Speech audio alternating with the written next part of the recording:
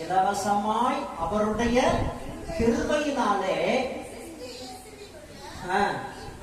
மீட்பை கொண்டு நீதிமான்களாக்கப்பட்டிருக்கீங்க. அல்லேலூயா. யாராவது நான் இயேசுவை ஏத்துக்கிறேன், இயேசு எனக்கு வேணும், இயேசு செய்கிற நன்மைகள்லாம் வேணும், ஐயா உங்களுக்கு ஒரு 10,000 ரூபாய் தரேன், என்ன ரட்சிப்புக்குள்ள நடத்துங்கன்னு வந்தீங்க, அப்படி கேட்க முடியாது.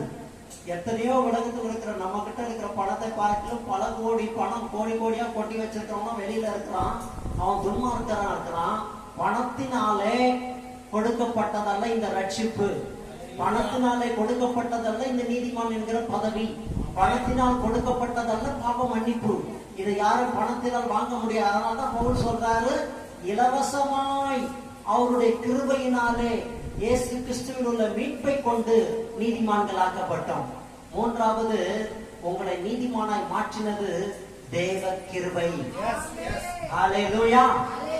பாருங்க, நம்ம நினைச்சோமா நம்ம ஆண்டவரை ஏத்துப்போன்னு, நம்ம நினைச்சோமா சபைக்கு வருவோன்னு, நம்ம நினைச்சோமா நம்மளுக்கு பரிசுத்தாவின் அபிஷேகம் கிடைக்கும்னு, நம்ம நினைச்சோமா நம்ம ஞானசானம் பெறுவோன்னு, கிடையவே கிடையாது. இதை நம்ம சிந்திச்சே பார்க்காத ஒரு விஷயத்தை, ஆனால் அவருடைய கிருபை நம்ம மேல இருந்ததுனால நம்ம ரட்சித்து நம்மளை பரிசுத்தப்படுத்தி நம்மளை நீதிமானாய் மாற்றி தேவனுக்கு ஊழியம் செய்யும்படியான ஸ்லாக்கியத்தை பாக்கியத்தை ஆண்டவர் இந்த உலகத்துல